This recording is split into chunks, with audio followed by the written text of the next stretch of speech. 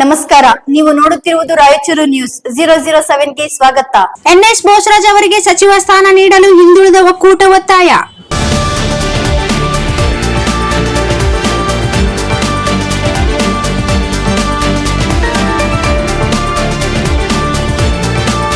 ಹಿಂದುಳಿದ ಹಾಗೂ ಮುತ್ಸದ್ದಿ ನಾಯಕರು ಎನ್ಎಸ್ ಬೋಸರಾಜ್ ಅವರಿಗೆ ಡಿಕೆ ಶಿವಕುಮಾರ್ ಸಚಿವ ಸಂಪುಟದಲ್ಲಿ ಮತ್ತೊಮ್ಮೆ ಸಚಿವ ಸ್ಥಾನ ನೀಡುವ ಮೂಲಕ ಜಿಲ್ಲೆಯ ಅಭಿವೃದ್ಧಿಗೆ ಪ್ರಾತಿನಿಧ್ಯ ನೀಡಬೇಕು ಎಂದು ಹಿಂದುಳಿದ ಒಕ್ಕೂಟದ ಅಧ್ಯಕ್ಷರಾದ ಕೆ ಶಾಂತಪ್ಪ ಅವರು ಒತ್ತಾಯಿಸಿದರು. ಅವರಿಂದು ನಗರದ ಸುದ್ದಿಗಾರರೊಂದಿಗೆ ಮಾತನಾಡಿ, ಎನ್ಎಸ್ ಬೋಸರಾಜ್ ಅವರು ರಾಜಕೀಯ ಜೀವನದಲ್ಲಿ ಕಾಂಗ್ರೆಸ್ ಪಕ್ಷವನ್ನು ಕಟ್ಟಿ ಬೆಳೆಸಿದ ಧೀಮಂತ ನಾಯಕರು. ಅವರ ರಾಜಕೀಯ ಸುದೀರ್ಘ ಅವಧಿಯಲ್ಲಿ ಎಲ್ಲಾ ಸಮುದಾಯಗಳನ್ನು ಒಗ್ಗೂಡಿಸುವ ಜಿಲ್ಲೆಯ ಅಭಿವೃದ್ಧಿಗೆ ಶ್ರಮಿಸಿದ್ದಾರೆ ಎಂದರು.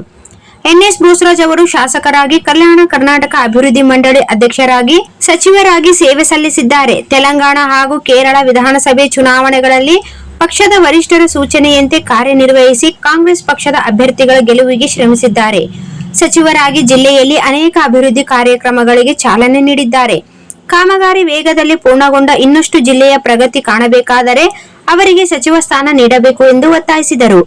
ಈ ಭಾಗದ ಕಾಂಗ್ರೆಸ್ ಪಕ್ಷದ ಹಿರಿಯ ನಾಯಕರು ಹಾಗೂ ಅನುಭವವುಳ್ಳ ಅಭಿವೃದ್ಧಿಯ ಹರಿಕಾರ ಎಂದು ಖ್ಯಾತಿ ಪಡೆದ ಅವರಿಗೆ ರಾಜ್ಯ ಸಚಿವ ಸಂಪುಟದಲ್ಲಿ ಸಚಿವ ಸ್ಥಾನ ನೀಡಬೇಕು ಎಂದು ಒತ್ತಾಯಿಸಿದರು.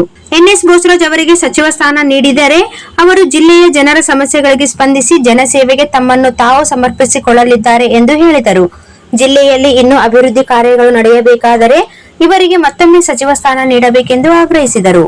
ಈ ಸಂದರ್ಭದಲ್ಲಿ K Shanthappa, K Hanumanthappa Yadav, Y Srikantharao, Jayavantharao Patange, G Shivamurthy, V Lakshmireddy, Srinivas Patange, Surekha, Gayathri, Govindaraj, Vijayakumar Hoogar, Thayappa Gowda, B Nagaraj, Devendrappa Jambanna, Venkatesh Madiwal, Vijaya Bhaskar Itagi, Devendrappa, Narayana ಉಪಸ್ಥಿತರಿದ್ದರು.